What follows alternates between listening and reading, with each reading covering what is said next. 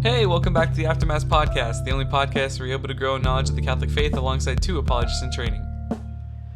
The Aftermath Podcast is brought to you by the grace of the Father, the Son, and the Holy Spirit. In this episode, both Christians will be talking about their testimonies and how they came to know God. Please support and engage with us on all platforms you see us, and feel free to share with your friends. We'll see you next Sunday. God bless. Yeah, dude. So NF, I wasn't that into for a long time because I was just like, because when I was a kid, when I was a Protestant, I was like super into Christian rap, and then when I became Catholic, I was just like, I don't know if I want to do this anymore, man. Like, it just seems kind of cringe. No, I don't want to be that guy. Because I didn't want to be that guy who's just like, yeah, dude, God's great and He's so cool. He changed my life, you know what I mean, man?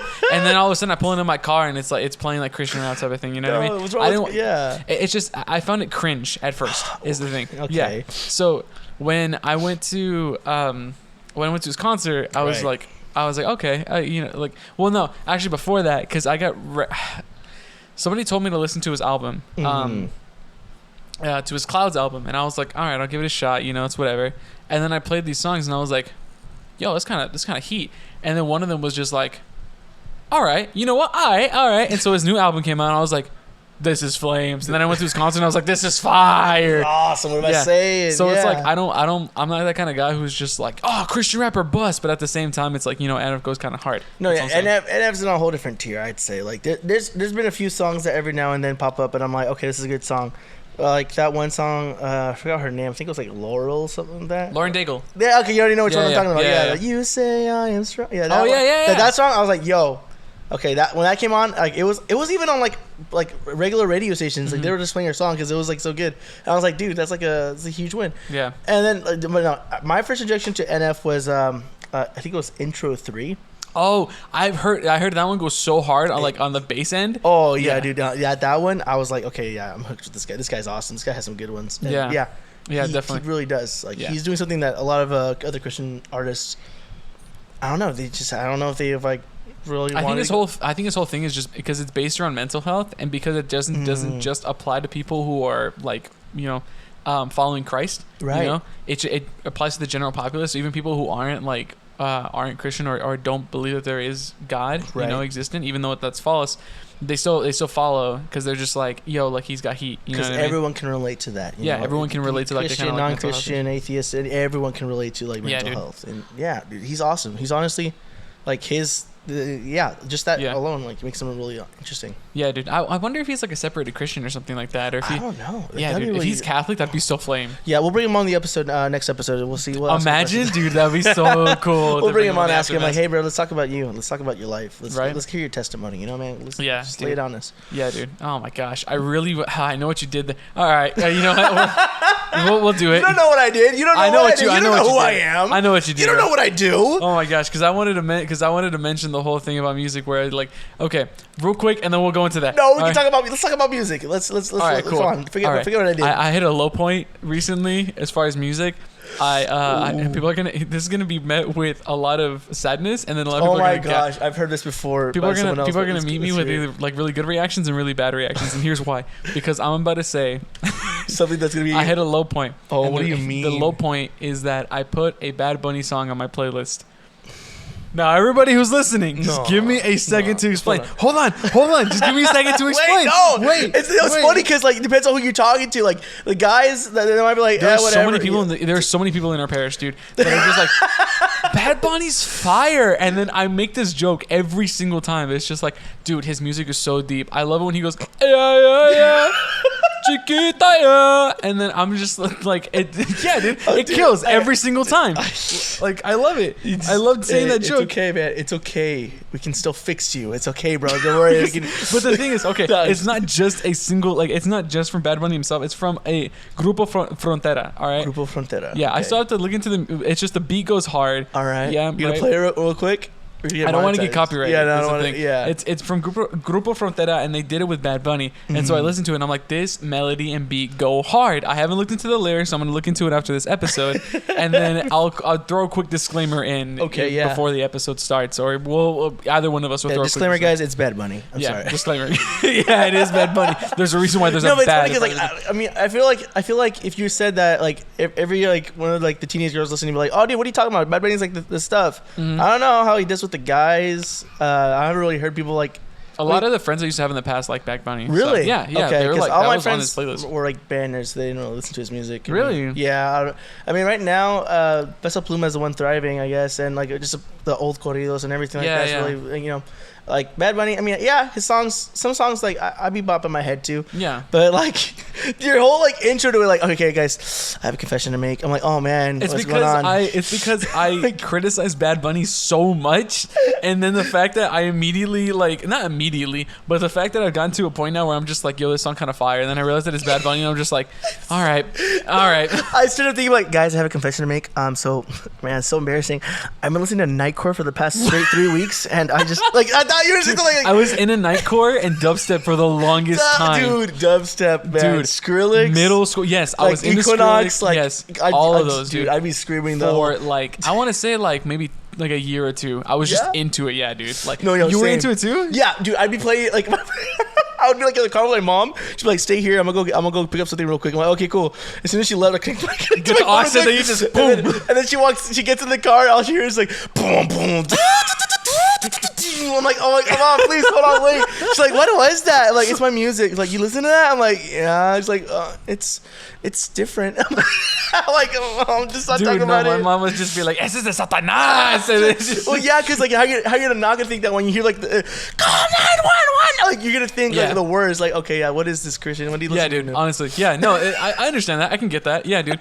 I was in dubstep for a long time. It's just I've always been an audiophile, so meaning like I'm super into like Bluetooth. I'm super into audio in general. So I would always have like earbuds or like headphones and stuff like that. Yeah, dude. So I would never actually. I remember I got this like I think they're like $15 on Amazon now, but they were like $20 or $30 when I first bought them because it was just such a I don't even know because Bluetooth was barely becoming a thing, like a big thing.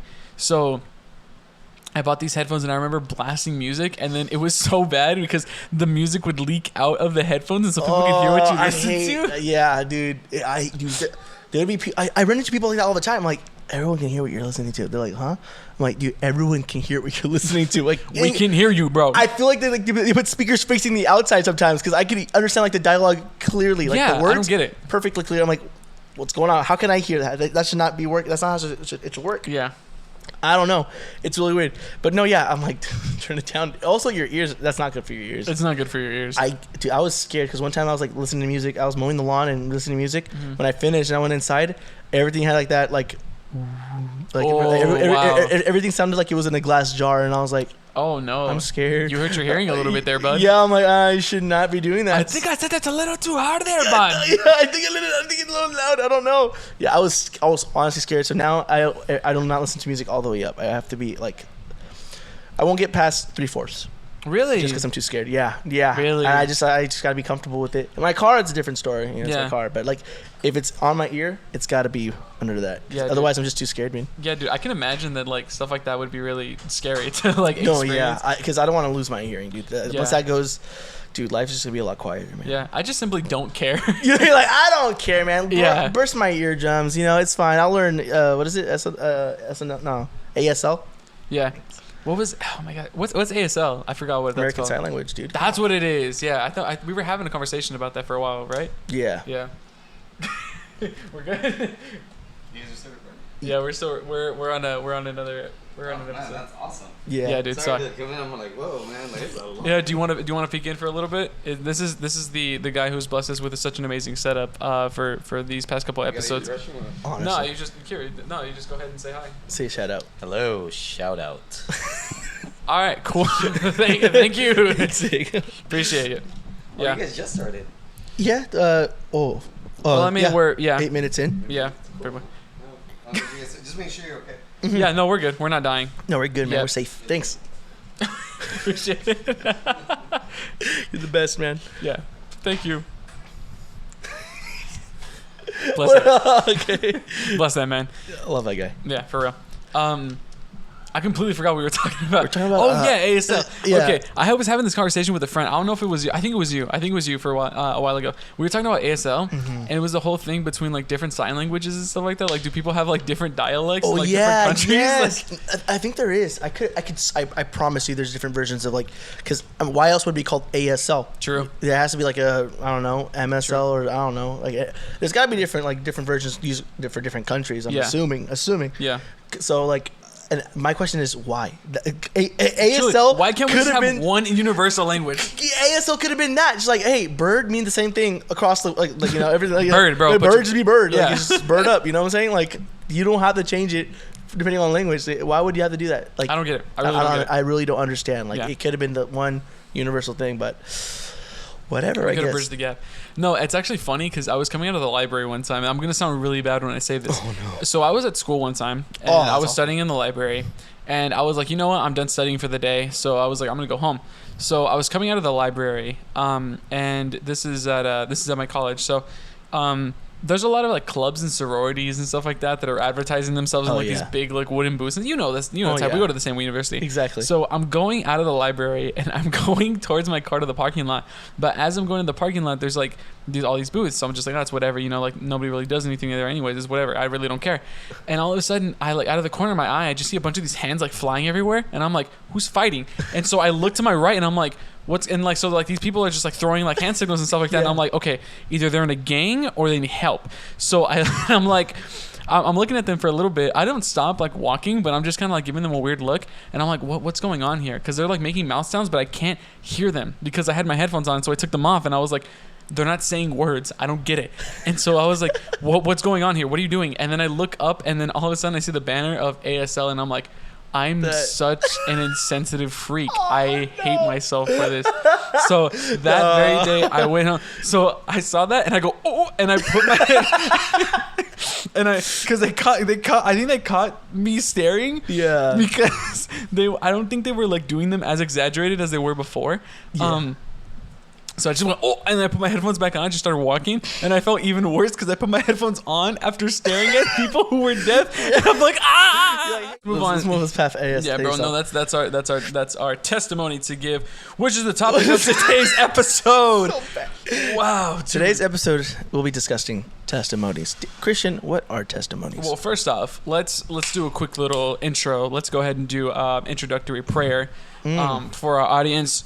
If you guys are listening, feel free to not close your eyes, please, because you guys are driving. Be safe. If you're wearing any caps or anything like that, please, gentlemen, take them off. And we're going to go ahead and get started. And we put ourselves in the presence of the Lord in the name of the Father, the Son, and the Holy Spirit. Amen. Lord, we just thank you for another beautiful day to be here. We just thank you for the opportunity to be able to just be with you, be in your sight, be in your presence, Lord. If any of us are in a state of mortal sin or in any sort of sin, please have mercy on us, and just have mercy on us on us and on the whole world, Lord. And we just ask you to keep us in your sight and to be able to just guide us in your wisdom and just in every sort of thing, and especially with me and Christian sharing our testimonies, Lord, allow us to recount every moment that is intricate and puts an emphasis on your saving grace and power, Lord. And we ask for all those who are listening that they may have a great day, they may have a beautiful and blessed Sunday, that the Mass that they are either going to or just came out of was just an amazing, transformative Mass in your name, Lord. We ask this and we pray this with the prayer that you taught us. Our Father, who art in heaven, hallowed be thy name. Thy kingdom come, thy will be done, on earth as it is in heaven. Give us this day our daily bread, and forgive us our trespasses, as we forgive those who trespass against us.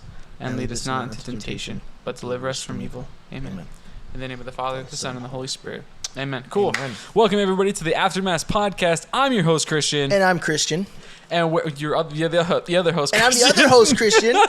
Anyways, so today, Christian, we mentioned testimonies. Yes, we did. So do you want to kind of give a little background on that, or just kind of give the audience a little bit of a... Yeah, so basically what a testimony is like about the person. You know, the testimony is the person sharing their life experience in regards to whatever the main topic would be. In this case, we'll be talking about our testimonies within what brought us into the church, what grew our communion with God, and so on around that realm. And so basically we'll be sharing what brought us close to our faith, what kind of challenges we may have faced, any obstacles along the way. Oh, there's a ton. People that really helped us grow, the stories that we've heard, everything that just brought us to where we're at today, that made us decide, you know what, Christian, let's make a podcast and bring people to a closer communion with God. Oh, dude, 100%, man. Dude, this is gonna be a good episode. Oh, it's gonna be a hefty one, but it's gonna be a good one. Absolutely. Oh, man. And a cool extra bonus, we're also spoiler alert, we're also confirmation teachers. So if you have any of our students listening to this episode, this will be a little good time for you guys to get to know a little bit more about us, your teachers. True. Honestly, man, I didn't even think about sharing this with my confirmation students. Really? Yeah. Well, the thing is, I figured that they would naturally like because we shared it in the parish a little bit. I figured that somebody might give it to them. But you know what? We'll just write it on the whiteboards and we'll just. I was even gonna do that. I was like, hey, I have a podcast with a teacher here. If you guys want more info about it, meet me after class, and then see who willingly wants to hear my podcast. I'll give it to them. Yeah. Or maybe I'll just say it to the whole class. Who knows? I'll just write it on the board or something like that. Yeah, exactly. We put a TOB and stuff like that. So yeah, exactly. Oh man. Okay. So, who wants to go first? Or do you I think you. Dude, actually, hold heavy. on. Mine's a little heavy. You know what? I'll go first. Okay. So we'll start with the cradle Catholic, and then we'll go with the convert. And I feel like we'll see a lot of different compare and contrast with the two different stories. Because in case you guys didn't know, I was born and raised Catholic. My parents took me to church since I was a little baby, and I've been here since. And so that's considered a cradle Catholic, a kid who's been going to church since he was in a cradle, basically, since he was a little baby. Yeah. And that's my testimony. And yours is different from that. Yeah. I'm a convert to the faith, which means that I found Christ, or I found the Catholic Church, and I found that Christ was more prominent there. And so I went from my way of living and devoted myself to serving God in the Catholic Church. I want to say, quick thing though. Yeah. If either of us have questions, we should be able to ask each, interrupt the story and just ask. As soon as I say something, just you don't even have to raise your hand and just be like, okay, Christian, I'm gonna stop you right there. So my story begins. Hold on, real quick. Who are we talking about? Who is this guy? Let me get to it. All right. Yeah. All right. So you want to start from cradle Catholic and then go to convert Catholic? Yeah. Unless you wanted to go first. No, I would rather hear your story. I really like hearing your story because it's so wholesome and it just gives me such a warmth and just dude. It's funny too because my mom, and it's so whenever I say, oh yeah, my mom did this, people are like, I know that lady. I do know that lady. So okay, sounds cool. I will go first. So my story begins as everyone else's does. I was born. What? So I was born. I'm the second oldest out of 6 kids. Nice. Total family of 8.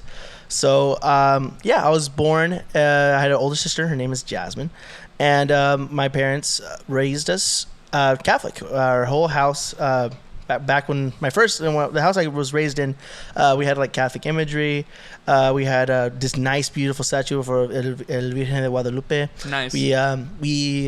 My early memories of Catholicism is, in fact, going to church and also having Bible study with my family. Wow. So I don't know how often it was. It felt like it was almost every night, but I feel like it was once a week or twice a week. We would have basically, we would just at night, it was always at nighttime, right before bed, we would all gather in the living room, we would turn off all the lights, and we would have a candle. And it's just the part I remember the most because after Bible study, we would all fight for who gets to blow out the candle. Everyone wants to blow out the candle. That's so wholesome. So so we would have a candle, and it was funny because my dad had to read the Bible passage to us, and we would he need light, so he would hold the candle, but everyone would be close to him because we would all be waiting for the time it was time to blow the candle. So he would open the Bible, he would share with us a story, mostly from the Old Testament. So it would be Noah's Ark because kids like animals. Wait, there was every animal. That's so cool. Or when Daniel in the lion's den. It's stories that we were really interested in. And sometimes it would be things that were a little bit more not really visual, more a lesson, or a parable, and we would be asked what does that mean? And we're I don't know. A lot of the time, because keep in mind this is nighttime, kids are sleepy, so they'd be what did we just say? I'm I was falling asleep. I don't know. And my dad would be all right, we're reading again. I'm no. That's awesome. Like, bro, so A+ dad. Yeah, so like we're reading it again and see if you guys can tell me. And we've done this growing up ever since like when I was really tiny to like and. Oh, you guys still do it now? And, yeah. Well, actually, it would be more of we'd be praying. So okay, gotcha. there was still so right now in my house it's my parents, my 3 little siblings, and me because I decided to go to Fresno State and not to like out of town school really. Well, it's still out of town, but I didn't go far. So occasionally we would pray the rosary. But yeah, so we still keep the tradition going of praying at nighttime. It always happens at night as well. In the mornings, when I was like in middle school, I think in elementary school we had it. My mom had this book called Sticky Situations. Huh. And it was really cool because it was a page a day kind of book. So you would have a page and it'd be a story. So it'd be like, all right, so Mikey was on his way to class and he saw Joey he was cheating on the tests and then like at the bottom it says what should Mikey do? A, so and so and so. B, so and so and so. C, pray about it and read his Bible every day. Nice. Or D, like it would be like an obvious answer. Like it's so funny because like it was like what should he do at the bottom of those questions or like the options, it would say read John 3:16 or read like a passage from the Bible. Yeah. So it went hand in hand with a Bible. So like you would read the Bible passage, and then it would kind of give you a clue on what the answer would be. Nice. So like okay, and then at the very back of the book, you just look at the day and like all right, the correct answer was C, and then it gives you like a quick explanation that goes along with the Bible verse. It was really cool. Mm-hmm. We would read it like for years to the point where like. Wait, I remember this story. Yeah. Like the book, we still have the book now. It's like the cover's kind of getting torn. Some of the pages are kind of folded. That's how you know that you used it right. We've used it like a lot, and it was really fun because that's the way we started our morning. Like, all right, guys, we're about to read Sticky Situations. What? And I would still hear that. Like, I'd be in my room, like getting like just like waking up, and my siblings are getting ready for school. My mom would be like, all right, we're reading Sticky Situations, and I'd hear her read it from like my room, like. Yeah, throw back to like way back when. Mm-hmm. I think I heard that this morning, if I'm not mistaken. My mom reading Sticky Situations like that's so sick, dude. So yeah, I was always raised like, hey, let's make sure we include God in our day, pretty much. That's beautiful. Yeah, and it was lovely. But eventually, when I started high school, I guess I got kind of more attached to like the secular world, hanging out with friends. Not really like as soon as like first communion, because first communion, it's crazy because once you do first communion, you're pretty much done with like church classes until confirmation, and that's when you're in high school. Yeah. So the gap between like first communion and confirmation is pretty big. Yeah. I mean, we'd still go to mass. My parents would still read the Bible and stuff, but like I feel like first communion was just like a whole different feel because you would go to like Catholic school in a sense. Yeah. You'd be learning stuff and like, oh, this is really cool. Once I started confirmation, I was like, okay, this is interesting. Like I haven't done this since I was like a little kid. Yeah. So like we're getting back into this like whole groove of like Catholic school. I'm like, all right, this should be fun. I was like almost. I think I want to say I had a positive like outlook into it. Like okay, this would be pretty sick. I don't know if my mom can be like, no, you weren't, boy. You did not want to do it. I don't know. Confirmation. Confirmation. Yeah, confirmation. Gotcha. Yeah, but I remember like going in with like a optimistic kind of like perspective, and so it was embarrassing because we had to wear orange shirts. Oh. Yeah. I don't know what possessed Lucy to be like, okay, the pattern's blue, green, blue, green, blue, green. You know what? This year I'm feeling traffic cone vibes. I was about to say.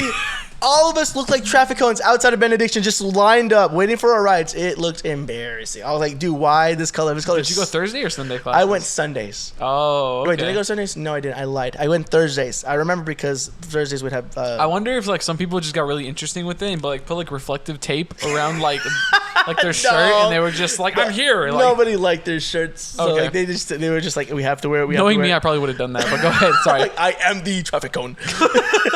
I would have worn like a cone-shaped hat. Yeah. No, yeah, it was funny, but it helps because like there would be kids that wanted to walk home.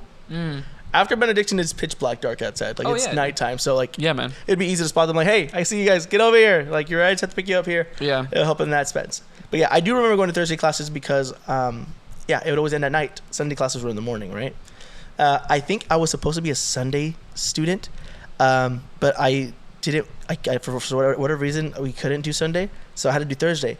It was too late to switch, but I remember this rule for confirmation class is that you can make up classes. as long as you go to the meeting before when you're gonna miss out. Oh wow! They didn't have a set regulation on how many times you can do it. So you became a Sunday student, baby. I became a Thursday student, so I just go on Thursdays instead of Sundays. Okay. So I just went Thursdays. My teacher, I sent a teacher. I don't remember who she was, but my Thursday teacher, it was Mr. Rodrigo and Yvette. I had two. Yvette was really sweet. She had a lot of I feel like her class was one of the toughest ones. A lot of people like to talk and really not really focus in. I specifically remember one time she was like, Christian, can you? It was like, okay, first context. It was rowdy. People were talking. She was trying to get people's attention. She's very soft spoken, but she can be loud when she wants to be, and she can be very stern. And she expects respect when she's in the classroom setting. Gotcha. So the class was being rowdy, and she says, everyone stop. Christian, can you go step outside real quick? I'm gonna talk to the class. Whoa. So basically saying like, Christian, you're not the problem here. I know you're not the problem. So you just step outside so I can tell my class that they need to chill out. And I was like, okay. So I went but she just made you public enemy number one in that scenario. Really essential. I mean, not really. I mean, if anything, people just saw me like, wow, that's the little goody two shoes kid. Yeah. I don't care about that label at all. But like, I stepped outside and like later on, a kid opened the door. Was like, you can come inside now. Oh wow. I was like, oh, she really gave it to you guys. But she was a really cool teacher. But my favorite teacher, hands down, had to be Rodrigo, because what I remember from confirmation is I would go, we had this curriculum, we had the book, we would read the book, we kind of had to, but he would always tie the lesson to current events. Like, oh, did you guys hear that this is happening in the church right now, and like in this state, this is going on? And I'd be like, no, I didn't hear about that. It's like, oh, you guys didn't know about that? Really? Like, it's a really big thing. And he would explain why it's a big thing.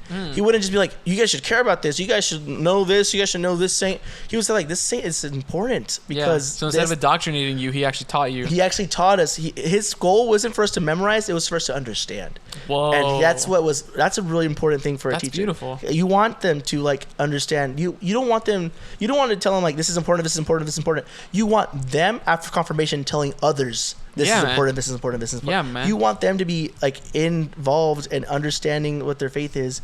And he made sure of that. He was my favorite teacher, and I honestly, he is responsible for why I'm so like into my faith, I'd say. Man, God bless that man. He was a really good teacher. God bless him. He's the reason I have good memories of confirmation, because he was just an amazing guy.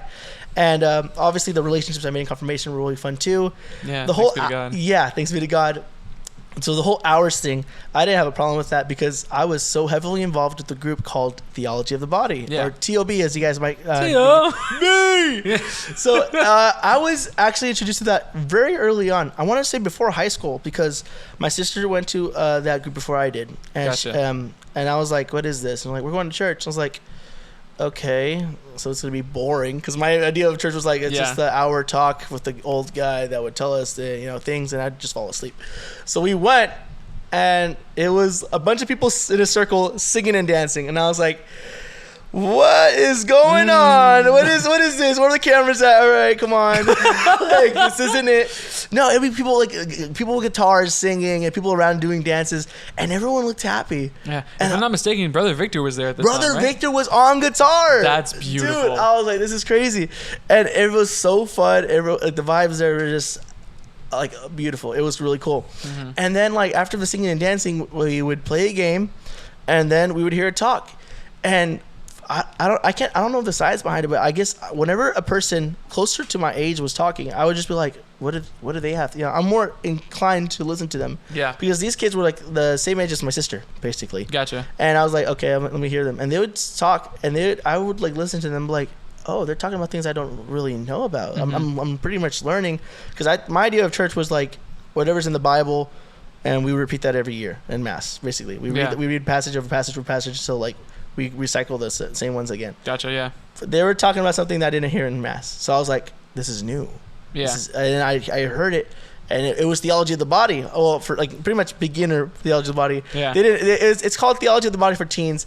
It wasn't any of like the heavy concepts you would hear. Like we discussed in the last episode. Yeah. It was more like surface level, but really still good and stuff to hear. It's things that a lot of people don't really know. Yeah. And I was like, this is really cool. And then like I kept going with her. And it was really fun. I really enjoyed it. And then Brother Victor was like, or I forgot who, was like, "Hey, you play guitar?" I'm like, "Yeah." It's like, you want to bring it and like help me with music? And I was like, "Yeah, I can learn." Yeah. And I started slowly but surely learning the songs, and I had fun being awesome. helping him up there. And then eventually Victor left, and then Juan played guitar, and then he left, and then it was just me and a good old friend of mine, Enrique. It was him and me doing music, and it was fun, dude. We had a blast with doing music. It was it was so cool. And eventually we were like the people in charge of music. I went from learning the songs to pretty much leading with Enrique up on stage, and it was really fun. And then like doing retreats was also really cool. I don't know if you lived Reco. Have you lived? One of my Recollection. Yeah, that Recollection one was. I think it was just like the. Well, let's try not to. Well, no. Let's not spoil anything. No, I'm not gonna say anything about the retreat. I was just gonna say that the impact it had on me was really immense. Yeah, man. It usually has a really big effect on people. Absolutely. Yeah. If you guys please, I don't know when this episode's gonna air out, but the next retreat September 22nd. Applications. Oh, it'll be out before then. So yeah. Yeah. Okay, cool. Yeah. Please sign up for it, guys. It's a really good one. TLB one already passed. You guys already missed it. You guys suck. But anyways, are you guys planning the next one? Do you know? The next one, I don't know. I think it's gonna be this year. Gotcha. I think so. Dude, if it's in November, I'm all for it. Dude, if it's I will wear a Santa hat. 24/7, 360. Anyway, sorry. Keep going. Yeah. My bad. So that's my high school experience with in my growing up in church, and it was really strong, and it carried on pretty much all of high school because every Tuesday I'd be going to TLB. Right. It was at some point I was busy every day of the week. Wow. It was like Monday. I think it was Recollection. I'm pretty sure I remember going to some of the meetings. Tuesday was TLB Tuesdays. I believe Wednesday. I forgot what exactly happened on Wednesdays, but just helping out at confessions or something. Maybe something. Here are the groups I went to. I helped out at TLB, Recollection. Actually, it was Recollection in Spanish. Yeah. Huec, which was the Saturdays. Along with that was Familias Unidas en Cristo, which was the family group that was where I would actually, yeah. I forgot. I completely forgot about. I completely skipped about this. My parents would take us to a Saturday group every Saturday called the Familias Unidas, and that's where I met like my family's friends that they've like grew up with pretty much, or like have like gone to youth groups with, and originally they were called Jóvenes Unidos en Cristo, which is like youth united in Christ. I've seen banners around. Yeah, and then they became Familias Unidas en Cristo. When they got married and had kids, they wanted to continue it on. That's beautiful. So they made a whole different group with a similar name, but instead of like youth, it's families. That's so sick. So what we would do, like the adults would have like give talks to each other, and like they would just like listen to that, while the kids were next door, and we'd like do like an activity, like, oh, here's a coloring page, draw Jesus with his disciples, or like, hey, we're gonna do a quick little Bible study lesson, and we'll have an activity with it. And it was basically like kind of like essentially daycare, but it was still something fruitful that came out of it. Yeah. Until like finally like kind of like we grew up, and they're like, okay, you guys are old enough to go with Jóvenes. And it's funny because they would always be in like the rooms and where the record room is at. Yeah. And we would be in the TLB rooms. And we're like, let's go over there. Like, oh, that's Jóvenes Unidos en Cristo. You guys are too young for that. Until like I finally grew out of like the kids section. And they're like, all right, you guys are old enough to go to Jóvenes. Go over there and have a fun time. Nice. Dude, controversial topic. Spanish worship songs go a lot harder than the English ones. Hot take, but honestly, I can attest to that. No, dude, because dude, I agree with you wholeheartedly. Okay, because dude, dude, over there we'd be singing like El Diablo está no, and everyone would be screaming the lyrics, and we'd be like doing like conga lines around the whole room. We'd be like in circles clapping and doing dance moves. Everyone, dude, it was like loud and happy, and it was so fun. And then like they asked me like since I knew guitar, like you can play with us too, and they taught me all the Spanish songs, and dude, I was happy. I was like, this is so much fun. That's so sick. It was so really good. And then, so from like pretty much a kid up to when I was a teenager, I was doing that. And then I got introduced to TLB with my sister. And then it went on from there. And then entered college. I was already confirmed, so I didn't have a class anymore. I saw TLB. And what I would do is on my car rides to state, I would listen to relevant radio. Oh, nice. Have you listened to Relevant Radio? I have. I've tuned in a couple times to Relevant Radio. Mm-hmm. I know that's like a really big thing in our parish, because just the amount of like faith resources it has. Mm-hmm. Yeah, I think the fan is blowing into your mic, if I'm not mistaken. Okay, I was about to ask about that too. Did you want to like here? We'll lift it and then you just kind of like adjust it, so it's a little bit like that. Yeah, maybe something like that. Who knows? Yeah, let me know. You can bring it closer to your face if you want, like something like just kind of like be comfortable with it. Just give it a little kiss or something like that if you want. There you go. Oh yeah, you do. You sound Chris. There you go. All right, cool. Because I was like, it was for some reason. Yeah, no, I was your story, but I just heard. I don't know how long that was going for, but we'll. Probably like 5-10 minutes. Whatever. I'll tune it out. It's whatever. And so my favorite thing about Relevant Radio is the fact that they had callers call the station, and there would be like a priest, and some other guy who kind of like moderating, I guess. So they'd get a caller, and the caller would ask questions, and it wouldn't be just like, "Hey, is God real?" Like, it would be like "Hey, my daughter left the faith, and she wants to come back. She says she was like willing to give it a shot, but she's concerned about so and so and so. How should I approach it?" And then like the priest would like always it wouldn't even take a second to think. He'd always give like the most beautiful, like caring, nurturing response. That's beautiful. And it would be for a lot of questions. Like the people would be like, "Oh, what do we stand on this subject?" And he'd be like, "Okay, so here's the important thing to consider." And like he would always go to like the same way that Rodrigo would go, like, understand this. Yeah, man. And like it was very fruitful. And it would be cool because I'd be listening to these questions. I'm like, okay, that's a really good question. I can't wait for the. I would let's hear it. I'd be so excited, and just growing in that way. Like I love that kind of format. And I know like people like live stream, like Matt Fred has like his like live streams, or Catholic Answers have the live streams. Yeah. But it was just something about hearing the person. It would be like a short dialogue. Like the priest would ask him, like, "Okay, are you doing this?" And the caller would be like, "Yeah." It's like, "Okay, have you heard of this book?" Like, it's just a little bit of like conversations back and forth. I loved hearing that. It was nice. Awesome. It was just like hearing two Catholics talking. I'm just like, this is so awesome.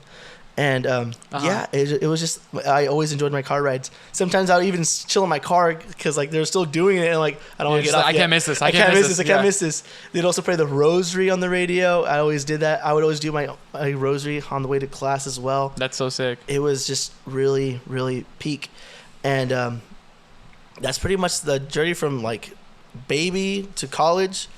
Somewhere within college, I had a falling out. Basically, I wouldn't listen to the radio anymore. My prayer life has depleted. I don't know what caused it. I don't know if it was just the fact that I was like spiritual dryness or something. Pretty much spiritual, yeah, very, very much so spiritual dryness. I wouldn't pray. I'd go to TOB. I would sing the songs, but like it was just like a performance rather than like worship. Interesting. It was really like I'm just doing this. I'm a volunteer. More than like I'm enjoying this, like how it used to be. Yeah. And it was just really, I don't really know what the root cause of it was. I don't know if it was because I was just busy with classes.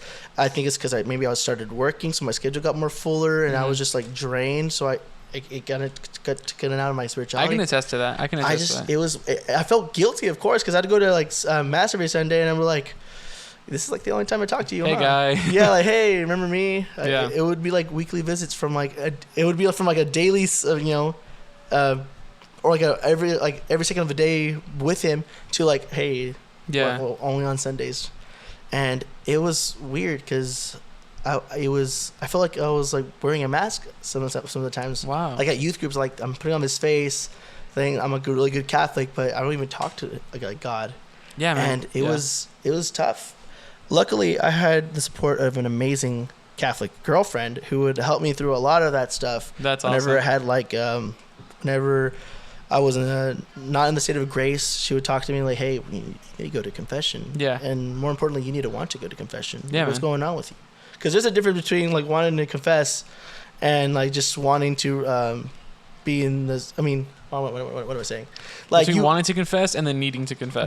Yeah, exactly. Yeah. There's a huge difference. 100%. And ultimately needing to go confess is not enough. You have to want it. Yeah. Because you can need to go and someone can take you and you can say what you say in there, but if you didn't want it to begin with and you're not sorry for those sins, it's not a valid confession. Oh, okay. Because you need it. If you're not saying, like, if you're not repenting, then there's no like. Yeah, there's the sacrament is invalid. The sacrament is invalid. Exactly. Whoa, so, yeah, I never thought of it that way. Because when you said like you have to want, I'm just like, I mean, do you? And then you explain it. I'm like, oh no, yeah, you do. Never mind. Yeah. Yeah, if I were to go in there and say like, oh yeah, I'm sorry for this, sorry for that, sorry for this, what's my penance? Like. Whoa, yeah. It's not. You're not. You can't just like recite words and then that's it. Yeah. You're not asking for God's mercy. You're not really just. You're just soullessly saying things, expecting getting a sacrament, but you're not. Yeah, man. Yeah. So and it was so. Yeah, it was me. It was this endless cycle of like me going to confession, and then going out, committing sin, going back, and it was just. I felt like at some point I felt like this is just a pointless circle that I'm in. So like, am I even like Catholic, or am I just doing this little a cycle that just like, what is this? What am I right now? You know, like I'm doing like I do feel sorry. Like I don't want to do things. I want to be better. But I felt like I was really stuck. Yeah, you were just kind of in this loop, and then you couldn't get out. Man, that's wow. All right, whoa. No, yeah. So, how did I get out of it? I never really did. Essentially, I mean, let me put this perspective. I was telling. I don't know who I was talking to. I don't even remember who I was talking to. I think it was a talk that I heard this from, and I was just like, okay, it's like, what's the answer here that I need? Yeah. And it's the fact that if you feel like. If you're not really doing what you're supposed to be doing, but you're trying, and this might sound weird, but like the fact that you're trying and you're in the state of trying, you're kind of practicing still, because you're still reaching out to him. If you feel like you have to be with him in order to be Catholic, it's not. You're kind of looking at it the wrong way. It's you wanting to be there, you striving to, and you're trying to. You're still practicing your faith in a sense. Interesting. Okay. I forgot I don't know if it was like a personal, like physical talk that I was in, or it was like a YouTube video. Yeah. But it was essentially like you need to acknowledge where your flaws are. You need to acknowledge your sins. You need to understand what's going wrong and try to fix it. And if you don't lose until you've given up. As soon as you've given up, then yeah, you failed. Yeah. But if you're like failing, that inclines that you're actually you're still trying to get better. Yeah. You haven't failed then. You don't fail until you say, I give up, I don't believe in God anymore. I don't want to try anymore. I just want to do my own thing and just give up in the church. As long as I still follow the commandments, I'm still trying to develop a relationship with Christ, I'm still pretty much because the effort has merit, right? Exactly, yeah. Effort has merit. So man, and it took a lot. It took a lot of like reflection, a lot of prayer, to get where I'm at right now. Where am I at right now? I'm in a place where I'm trying to get better every day. I'm striving to stay in the state of grace. I am also learning and also teaching at the same time, which is funny. Yeah, man. I feel like it's the best form. Yeah. If I'm being honest. I mean, it's literally what we do in this podcast is we learn and then we teach. Yeah. Yeah, absolutely. Yeah. And it's fun doing both. I love learning something and then teaching someone something I've known like for years, and them going like, whoa. And I'm like, I remember being like that, you know? Yeah. Like, I remember getting that whoa moment. Yeah. I guess the thing is, when you learn so much, you don't have that many whoa moments as much as you used to. Yeah. And that can be kind of discouraging. No, you should reflect on what you know, Like, I know so much, and I'm so thankful that I've learned all these things. I shouldn't be mad that I don't have that many, like, mind-boggling, like, whoa moments. Yeah. I'll find some. Yeah. But it shouldn't discourage me from, like, thinking, like, wow, you're really, you know a lot. And that's a lot of fruitful knowledge. Yeah. And I should be happy about that. Yeah, dude, that's honestly really interesting that you mentioned all that. I mean, like, that's honestly... That's a beautiful story. Like that's truly like a beautiful, amazing testimony. I really can't. I'm sure yours is equally as beautiful. Mine's just heavy. I would say mine's just really heavy. Let's go into that. Yeah. All right. Bet. Cool. So, first off, man. So I didn't know this at the time. However, I was actually baptized in the Catholic Church. Funny enough, I was actually baptized in our parish. Nice. By Father Larry, and then what happened was,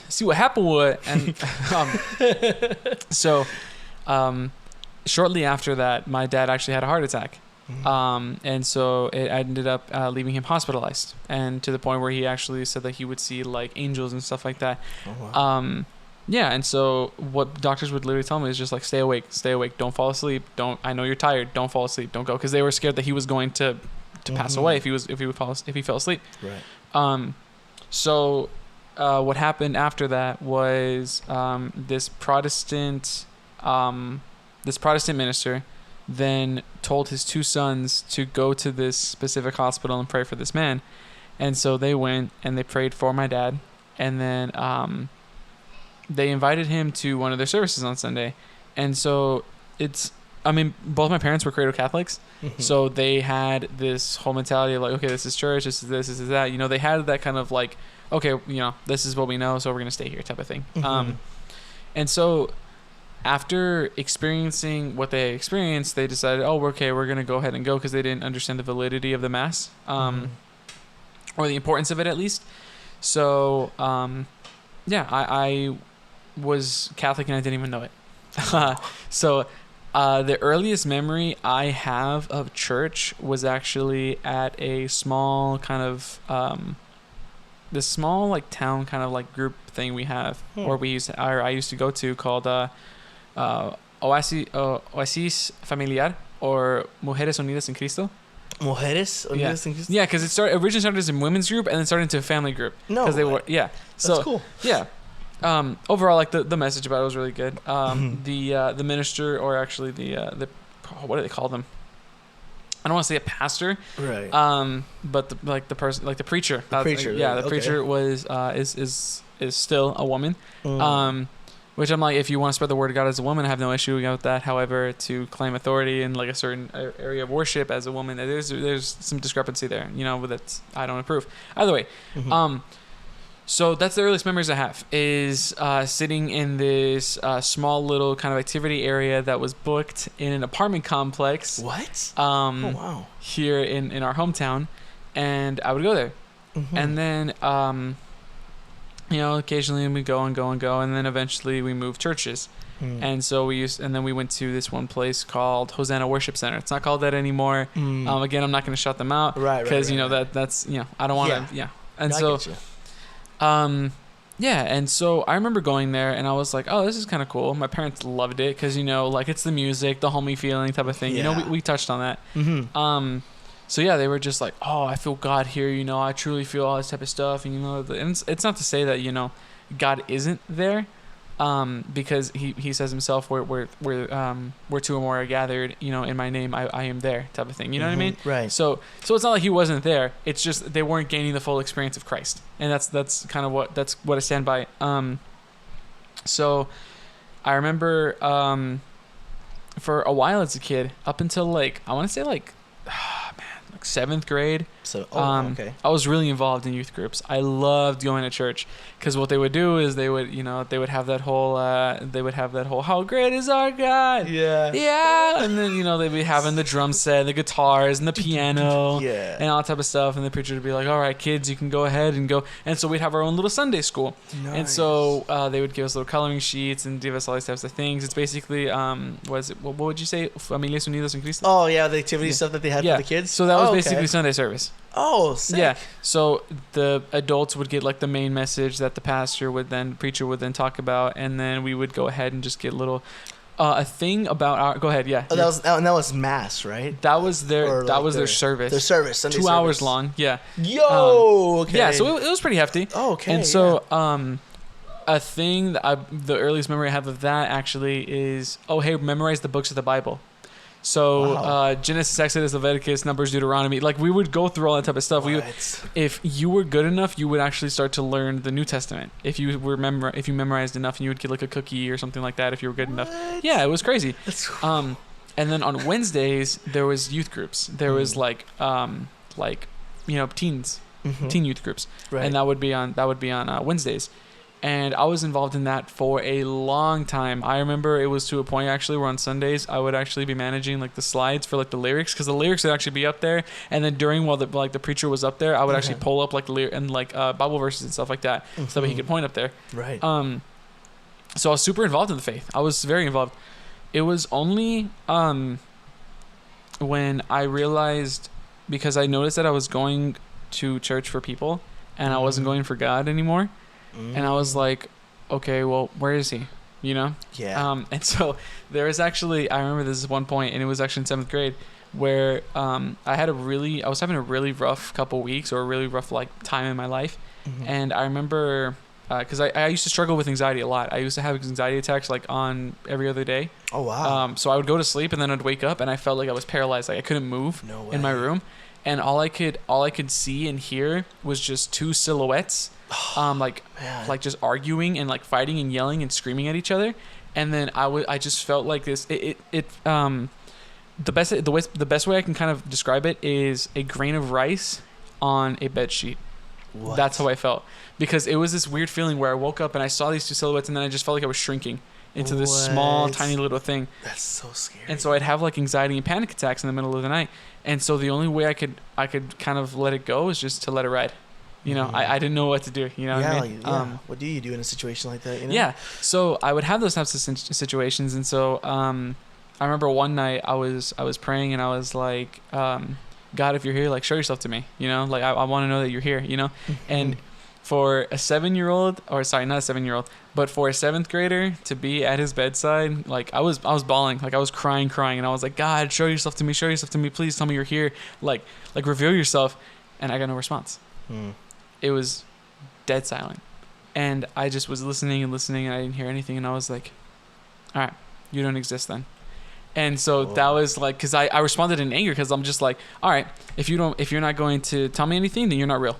And so from that moment on, I want to say I was just agnostic, like agnostic, borderline atheistic. So it was then that I started indulging in the things of this world. And so I discovered pornography when I was 7 years old. And I was addicted since I was 8. Whoa. And so, as an elementary school kid, I was addicted to porn, and I was constantly going through that. Man, I don't even know how long. Like it was a daily routine. Kid you not? Like it was a daily routine to like watch porn, to masturbate, and that was it. That was like my daily routine, and my parents didn't know, and like I didn't know how wrong it was, truly, because I was just like, I mean, God created me this way, so why can't I just do my own thing? You know, I mean, like he made me to have these parts, so why can't I just use them how I want? Right. So, and that's the kind of thing that I really like. Theology of the body isn't really expressed in Protestant churches because it's a Catholic teaching. You know what I mean? Right. So I was like, yeah, man. I mean, it's my body. I can do what I want with it. You know what I mean? So yeah, I went through middle school. Had like tried to have a bunch of sexual relations with girls. Never went through with it. Never did anything like that. Thanks be to God. But it was actually so bad to the point where I would try to have a girlfriend like every other week, because the whole like culture of like, you have to be a player, you have to have all these types of girls around you. If you don't, you're lame, bro. Like all that type of thing. Yeah. Like that was literally like in my head 24/7. And there was a lot of my friend group was actually just players. So really? So a lot of them, like a lot of these kids actually like were losing their virginity in middle school. Dang, middle school? Yeah, dude. Like a lot of them were like straight up like fornicating in middle school. What the heck? Yeah, like 7th, 8th grade. Like that's crazy. Yeah, dude. Like it was to the point where like some of these kids like had condoms in their backpacks. Like, bro. Yeah, it was bad. It was real bad. Really bad. Yeah. I thought all they were doing was like smoking, because I remember my bathroom smoking like a weed in some Oh, cases. dude, I hung out with kids in elementary school, like 5th and 6th grade. I hung out with kids who used to smoke weed. What? Yeah. The 5th and 6th grade? Yeah, these kids were smoking pot behind like the playground at school, and security wouldn't catch them. Dude, what? Yeah, and I would hang out with these kids. Yeah, man. And so they were like no one caught. That's crazy. No one caught them, and they was just like. And then eventually, I was actually to a point where one day in elementary school, and I'm gonna keep going, but go ahead. One day in elementary school, actually this kid came up to me, and then they were all smoking, and then they actually came up to me. And they were just like, "You want to go ahead?" And I was just like, "What do you mean?" And he was like, "Do you want to smoke it, bro?" Because they had a blunt. They didn't know how to roll, so what they did is they had this little like metal container that their cousins gave them, and they were just like, "Bro, just take a whiff, or just take a, what was it? Hit. Yeah, just take a hit. My bad. My gosh, I can't even remember. I don't know. I mean, how do I know that? Thanks be to God, I don't know the terminology. No, yeah, I'm sorry that I do. So he was like, just take a hit. And I was like, why? And he was like, come on, you'll feel better. Trust me. It was literally like those commercials. Like it was, I was just like whoa. And so I grabbed it and my hand was shaking and I like started to put it up to my mouth and I was like, and for some reason, just everything in me was just like, stop. And I dropped it and I ran away. Yeah. And I was like, I can't put that into any other, like, I can't imagine that was any other, like, I can't imagine that was like my own accord. I believe that was God just saying, stop. Like, don't do that, you know? Right. So evidently, I was just like, all right, so fast forward to high school. I was still doing the same thing, still addicted to this, still doing this, still indulging, still trying to hook up with women. Never did, thanks be to God. Mm-hmm. And then, let me see. It was more of when I was, let me see. There was this girl that I'd been chasing for 3 years. Since middle school. Yeah. So there's this girl that I'd been chasing for 3 years, and holy smokes. And so I was I can't imagine it in any other. I can't imagine that I like in any other term than just simp. Yeah, pretty much. Yeah, I was that shoulder to cry on. I was friend zoned, but I didn't know it. So I was that shoulder to cry on for her. I was there when every other boy dumped her, and all that type of stuff, right? I finally, freshman year, got the opportunity to date her. 2 weeks later, she cheats on me with this other guy that she met. That was a senior. That was actually her orientation leader. Yeah, and so I'm like, for sure. It's whatever, man. Like, all right. Check it out.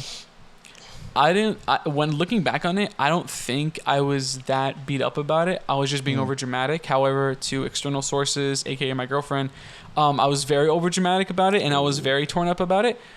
Because I had Snapchat back then. Oh man, so what did you do? I was in the band room because I was a band kid. Yes, same here. We're both, it's whatever. It's one of band kids. Come on. So I was a band kid, and I remember actually I had I'd taken a picture of the floor and I'd put the black and white filter on. Wait, here's the kicker. Hold on. You're not there. Hold on. I put nothing has color anymore. Oh my gosh. No, that's so lame. It is terrible. Absolutely disgusting. My world without you has no color. Like, I have no color anymore. I was legit just being over dramatic. Yeah, I'd say so. Thanks be to God, I met my girlfriend at that time. Or actually I believe that very day. So, or my now girlfriend, but back then we both had a mutual friend, and so this mutual friend that came up to me after school, and she's like, "Hey, are you okay?" Mm-hmm. And I was like, "Yeah, I'll be fine." And the first words that ever came out of my girlfriend's mouth were "liar." She looked at me dead in the eye. She was liar. Yeah, and I was like, "What?" And so I'm like, "Who are you?" Like, I didn't know like who she was, and I was like, "What do you like? Why I'm a liar? Like, what do you mean?" Yeah. And so elaborate on that. Looking back on it, we actually told the story at the retreat. Yeah. And she was just like, nobody's really okay if they put a black and white filter and say that nothing has color. And I was like, I was being over dramatic, and she goes, "No, you were torn up about it, bro." Yes. And I was like, all right. She was like, "You were torn up about it, like you were sad about it." And I was like, all right, whatever. Yeah, like I digress. It's whatever. Say, homie, look at the pose. Come on, what is this? Yeah, but I mean, so I met her, and so we started to get to know each other. Right. But I never actually, and this is where like my conversion story starts.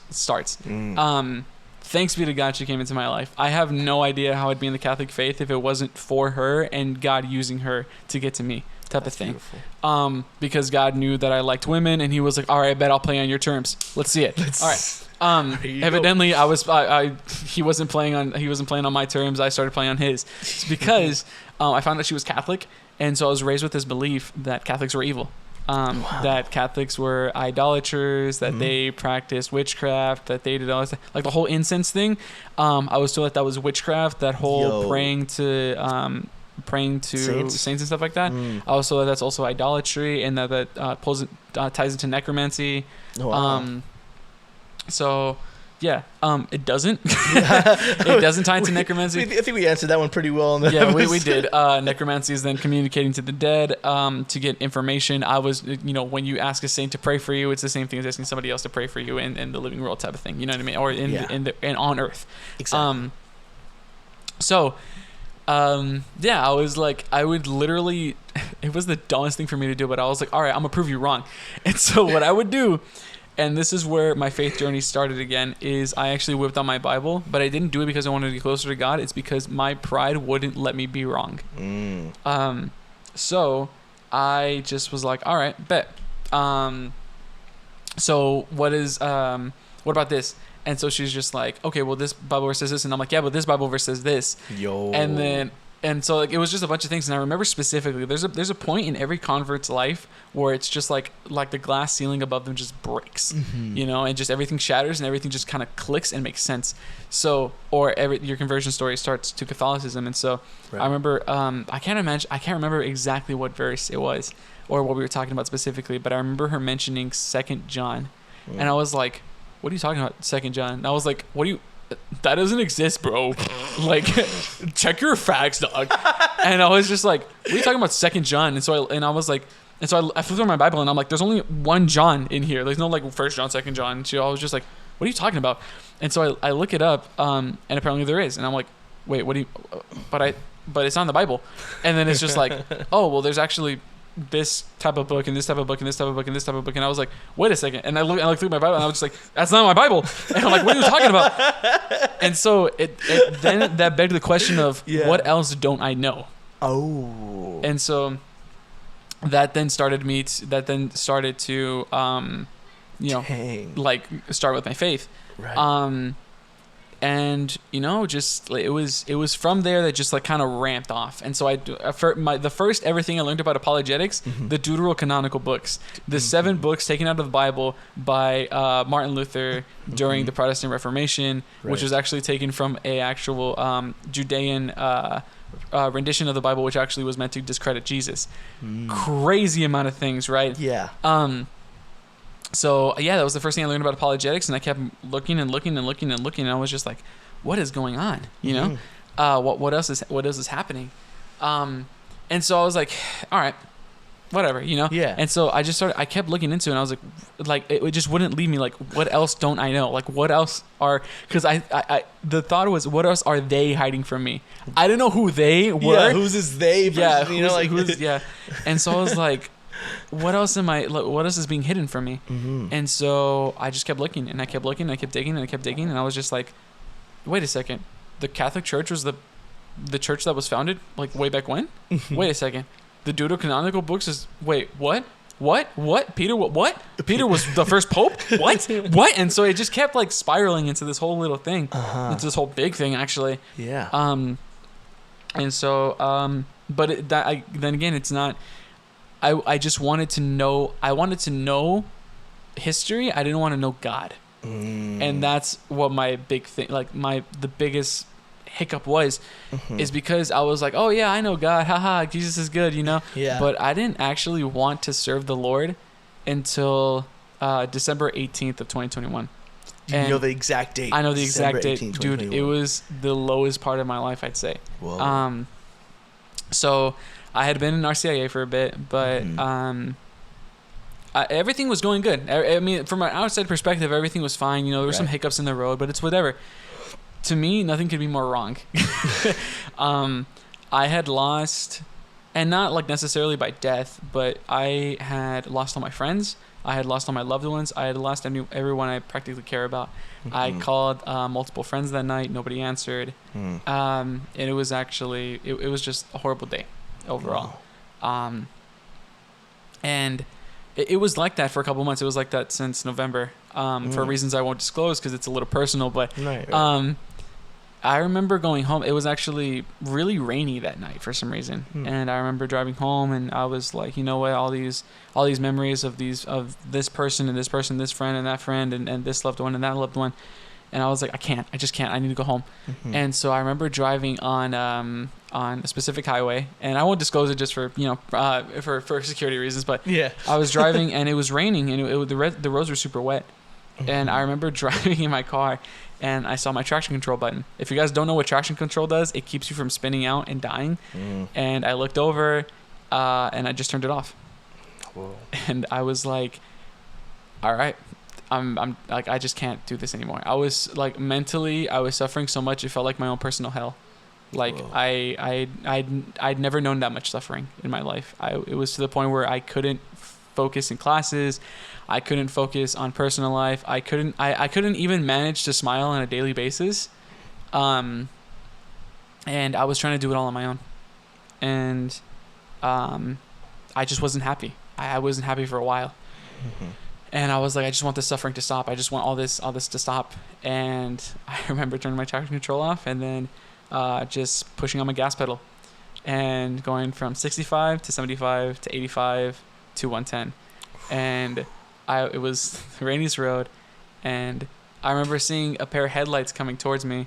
And I was thinking to myself, it's not a sin if somebody kills me. It's a sin if I kill myself, but it's not a sin if somebody kills me. And so it went from 100 feet ahead of me to 50 feet ahead of me to 25 feet ahead of me. And I had one hand on the steering wheel, and it was my left hand. And I thought, all I have to do is just pull it down. And I was like, all this can be over if I just do that. And it was 10 feet in front of me, and I just couldn't do it. Car passed me. I went home that night, and I prayed for God to kill me. Whoa. Yeah.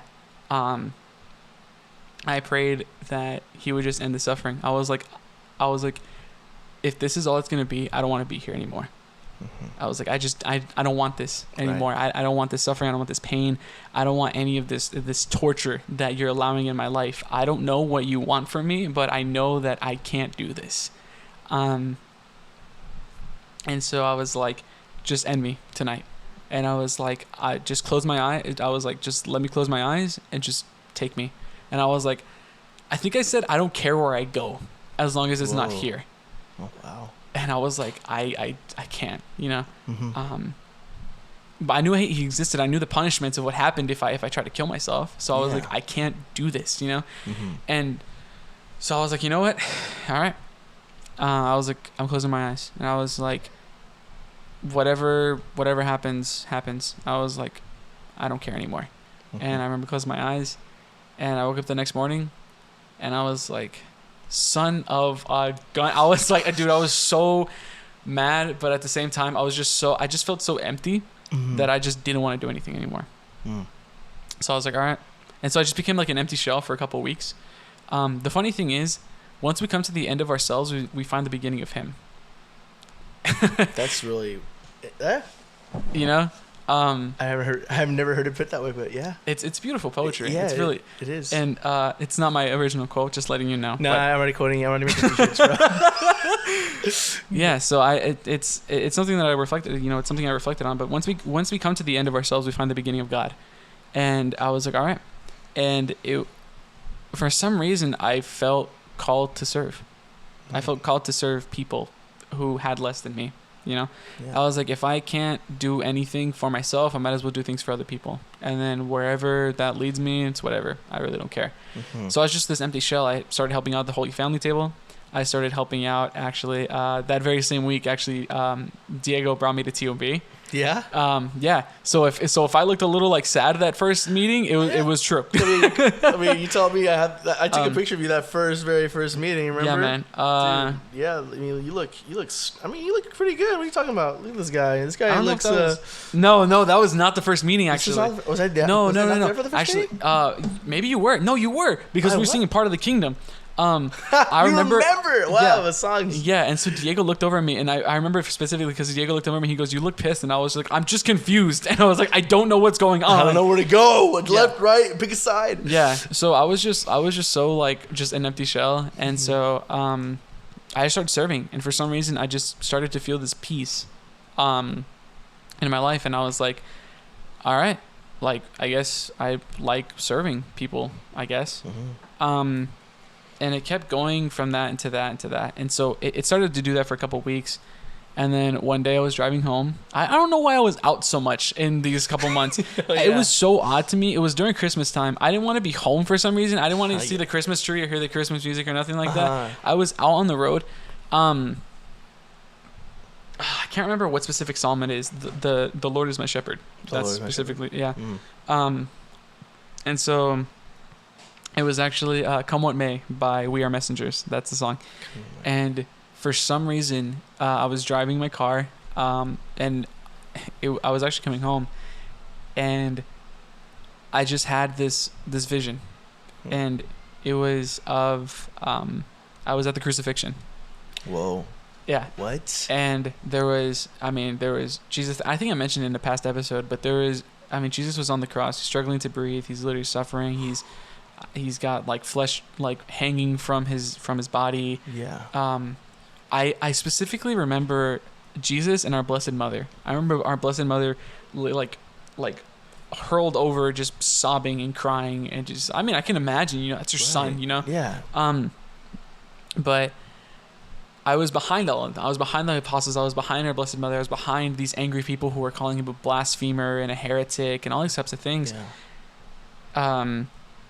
And I remember him looking towards me, and although he's struggling to breathe, he looks me in my eye, he smiles, and he goes, "You're worth it." And I just snap out of it, and I'm driving my car again. I'm like, what just happened? Like, what the heck? It was just the most like mind-boggling experience. Like, dude, because I always struggled with self-worth, like, and I, still do. And so for him to be like, "You were worth it," it just brought tears to my eyes. And for months, I couldn't listen to that song without just bawling at that moment, and it's such a beautiful passage as well. "The Lord is my shepherd, I shall not want. He makes me lie down in green pastures. He leads me to still waters, and he restores my soul." It's like the Lord like gives everything of himself and gives it to you because he loves you that much. You know what I mean? Right. And that's just such a beautiful thing. And so I remember calling Diego that night, and it's funny because he didn't have as much of a reaction as I did, but I felt a fire for Christ I've never felt in my life before. People would say like, "Oh, I'm on fire for Christ" at Protestant churches, but it's the homie feeling. Yeah. I felt a fire for Christ as in a warmth, like a warm hug that just like stays there and never lets you go. You know, you just completely feel like completely safe. Like nothing can ruin you, nothing can touch you. You just feel touched by him. I guess it's just it was such a beautiful thing. And I remember calling Diego, and I was just like, "Dude, isn't that beautiful?" And he goes, "Yeah, man, that's awesome."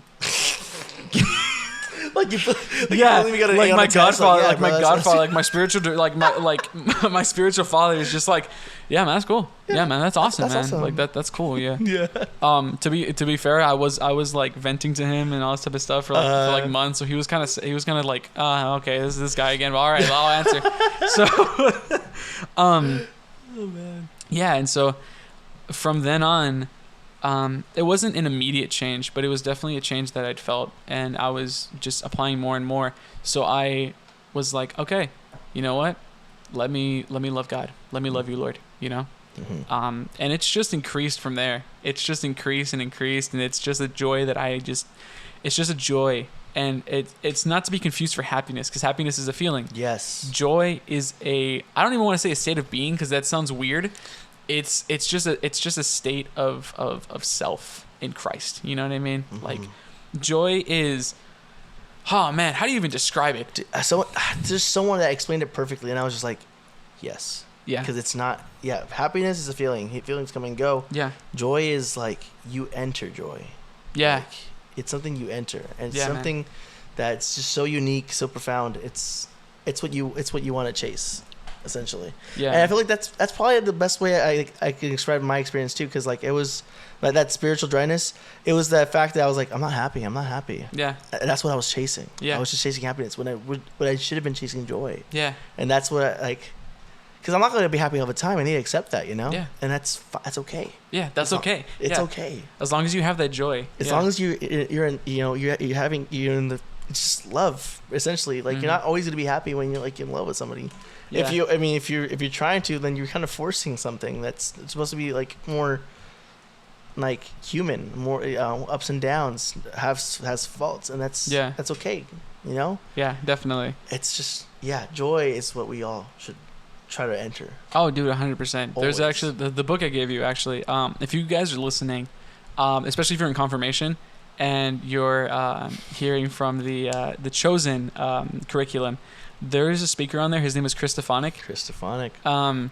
He has a beautiful book called Living Joyfully, or Living Joy. Sorry, I gave it to you. I was like, wait, Living Joy. Yeah, I have it. And so he has these. I believe it's 9 key rules or 7 key rules or something like that. But some odd number. Yeah. 11 key rules. Man, I noticed that I was doing one of them, which is serving. But I'll kind of run through these really quickly. Okay, I was like, you have a note open. Yeah. So I actually have a note for myself on this little thing right here, and it's how to live joyfully. So the first one is, of course, give thanks. So give thanks to the Father, give thanks to Him in all you do. It's the little things you can do. Actually, Father Mike Schmitz actually mentioned this. If you do like 3 things in the morning, 3 things at night, that just is it changes everything dramatically.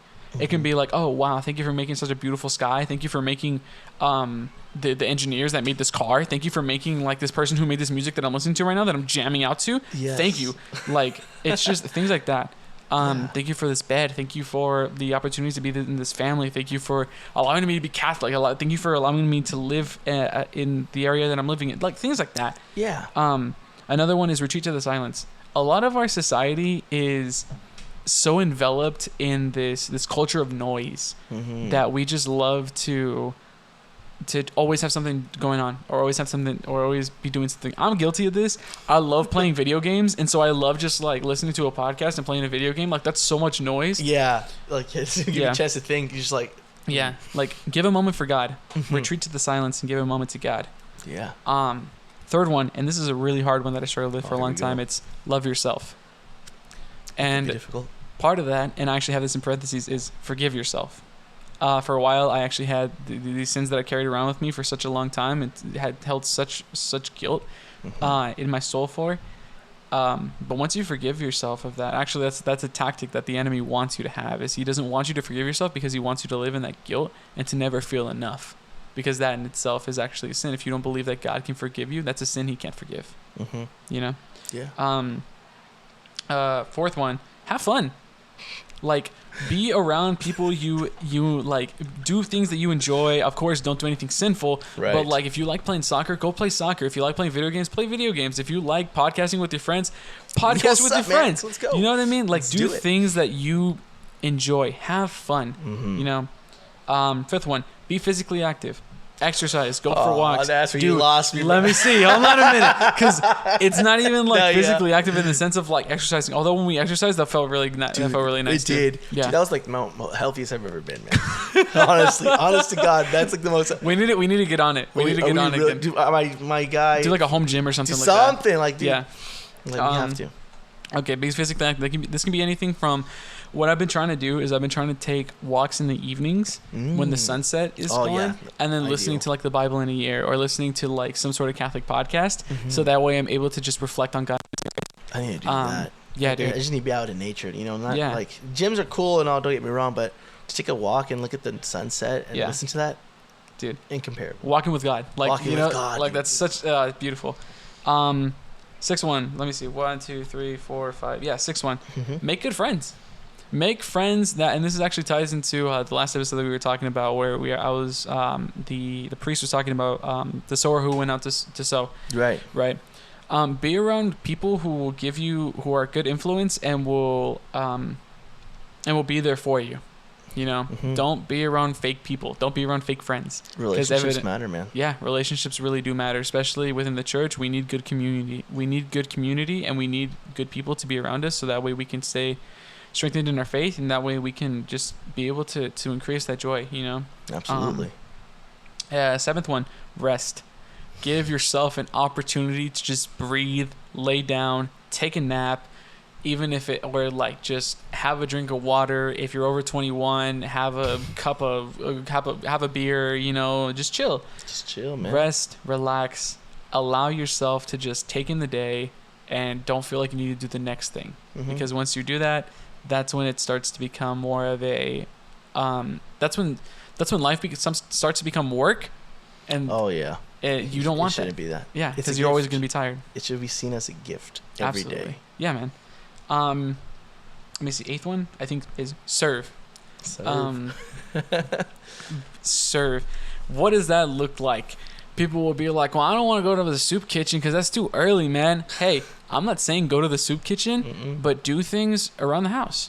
Yeah. Serve your family. Serve your friends. If your friend is like, hey, you got a pencil? Yeah, here, keep it. Type of thing, you know what I mean? Yeah. Don't boast about it, but serve others. Allow yourself to be a I don't want to say instrument, but allow yourself to be at service to others, because once you do that, it starts to allow this warmth. I don't know if you ever notice when people say like, oh yeah, when I helped out here, this really just made me happy. It just really made me feel good. Mm-hmm. You know, that type of thing, that warm kind of feeling, that's in essence only a pinch of joy that you can get out of just all of these things that God's trying to give you in this life. Mm-hmm. A ninth one that I made, and one that I personally like a lot, I actually made this one for myself, is always keep your eyes on the Father and make him the center of your life. Mm-hmm. Reason being is because a lot of the times when we're caught up in doing all these types of things, we might focus on making ourselves happy, mm-hmm. which is not a bad thing necessarily, but when we forget where that joy comes from, that's where we can start to become really divulged. And so mm-hmm. Evidently we need to keep our eyes on the Father, on God, you know. Right. And once we have him in our sight, never let him go. The minute that happens, I promise you, like it's like it's I don't want to bring math into this, but it's like when you like whenever you give something to him, he gives it back to you tenfold. Mm-hmm. It's a thing that I've noticed in my walk with God, and I know that a lot of other people have noticed it too. But trust me when I say that when you give it all to God, you have everything to gain and nothing to lose. Mm-hmm. Somebody said, Daniel said that at the TOB meeting, dude. That was so poetic. That was such a beautiful thing. Honestly, yeah, that is Daniel such like has really some motivational words. Yeah, like he has joy. That man has he really joy. does. You can see it in his face. I see Jesus in him, like legit. Like that's, oh my gosh, dude. Daniel has it. Yeah, man. Yeah, dude. But yeah, that's basically my conversion story plus testimony. Yeah, man, dude. We've been going on for a little bit, but it's okay. Oh, that's totally fine. Yeah, if you guys ever got bored in any of that, you guys could have turned it off, but you didn't. You stuck to the end. So honestly, I applaud you guys. That reminds me of Father Mike Schmidt's Bible in a Year episodes, because he's just like, you could have stopped at day 20, but you're here at day 56, and I'm so happy that you're here. We have Exodus, we have Deuteronomy, we have Numbers, we have all of this type of stuff, and it's so much, but you're here. Dude, and I am so thankful for that. And he's like, I don't even know.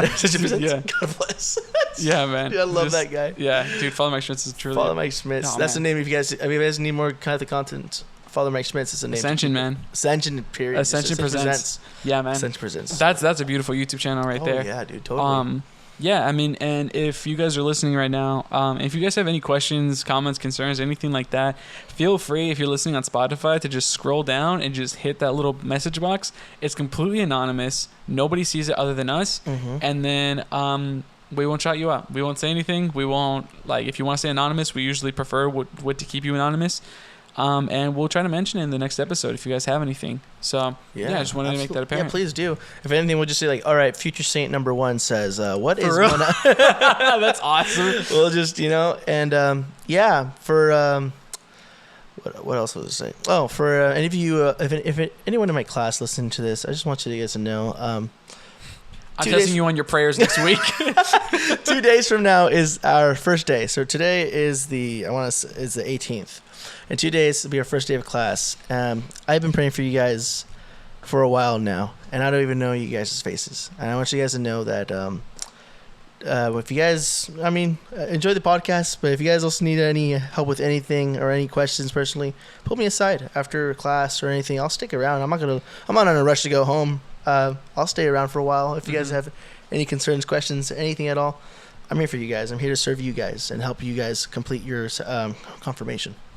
Yeah, man, that's beautiful. Same thing with my class as well. I mean, if any of you guys are have questions about the faith, questions, comments, concerns about the faith, I mean, or really anything Catholic related, or Christian related, I mean, feel free to come to me. I'm a convert from the Protestant faith, but I can tell you a lot about other other traditions and religions and paganism and stuff like that. And a lot of people actually try to say all these things about the Catholic Church, which ultimately are very wrong. But evidently, we want to be able to be a resource to you guys. So yeah, feel free to leave a question, comment, concern on this podcast, or give it to us, and we'll answer it, man. Yeah, we'll do as good of a job that we can possibly do. Yeah. Yeah. Anything else you wanted to kind of mention or say, anything like that? Or? No, I was just going to say something goofy. But Go for it. To know that you guys got this far in the podcast, I want you guys, next time you guys see me in class, I want you to walk up to me and say, hey, Christian, rubber baby buggy bumpers. That way I know you guys have gotten to this point in the podcast, in this episode. So just do that. Can this be counted as hours? I don't know. I don't think so. I'll tell you what, if you guys walk up to me and say rubber baby buggy bumpers, I will give you guys a surprise. I won't say what it is, but I'll give you a little something. Should give him a prayer card. They have a confession. Like, hey, here's a confession card. Here you go. You get 10 minutes of confession with Father John. Let's go. Father John, man, he's awesome, dude. Honestly, please. Yeah. We won't disclose which one. TBD. Yeah, man. Wow. Is there anything you wanted to add? Oh man, I can't even remember, dude. But I mean, you already laid out a lot, so you're not Can we? Oh, actually, I wanted to do a closing prayer. Let's do it, dude. Yeah, man. I'm down for it. All right, bet. This is another prayer that I actually got in the Living Joy book. So, again, if you guys want access to that book, I can point to the appropriate source. But all right, cool. Let's do this. All right, ready? In the name of the Father, the Son, and the Holy Spirit. Amen. Actually, do you mind if you want to trade off, or we'll do one line each. Okay, ready? Yeah. Let me see. Yeah. All right. We'll do it like this. Okay. Go ahead. All right. Lord Jesus, you are the love that I was born to find. You are here offering me your heart. And asking me for mine in return. You have given me the freedom to say no. I use my freedom to say yes. I surrender all I am to you. I renounce Satan, sin, the spirit of despair, and the lie that I am unlovable. I forgive others, and I forgive myself. Of my worst sin. And I ask you to forgive me and to forgive those who have hurt me.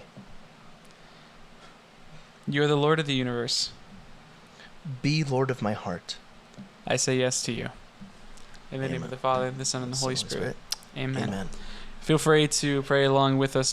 Feel free to, whenever you guys need that, to pray along with us. I'm pretty sure we'll go ahead and make a post about that or something. I don't even know. Dude, honestly, I might even put that on some business cards and hand them out, dude, honestly. That's a beautiful prayer right there. But it really is. Yeah, man. All right. I'd say that's a good stopping point, man. I think that's a perfect stopping point. So that's it from us, guys. Till the next episode. This is After Mass Podcast, and we're keeping you guys in our prayers. We ask that you keep us in yours, and we hope you guys have a blessed Sunday. Yeah. God bless. We'll see you. God bless.